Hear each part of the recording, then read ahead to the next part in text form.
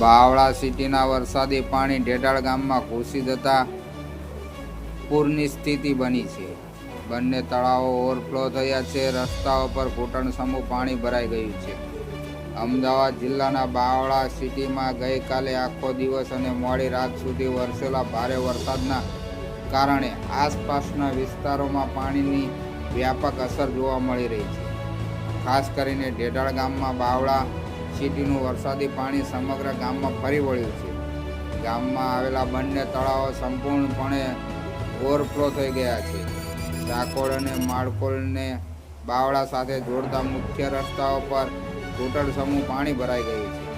અત્યારે માત્ર મોટા અને ભારે વાહનો જ રસ્તાઓ પર અવર જવર કરી શકે છે। હળવા વાહનો માટે રસ્તાઓ અસુરક્ષિત બની ગયા છે। પંચાયત દ્વારા અગાઉથી જ વરસાદી પાણી આવવાની શક્યતા વ્યક્ત કરવામાં આવી હતી અને તૈયારીઓ કરવામાં આવી હતી, જેના કારણે કોઈ મોટી જાનહાની કે મોટા પ્રમાણમાં નુકસાન થયું નથી। હાલ વરસાદ બંધ થતાં વરસાદી પાણી ઓસરવાની પ્રક્રિયા શરૂ થઈ ગઈ છે। પાણીના તળાવ એટલે સાધનો કેટલા સમયથી બંધ થઈ ગયા?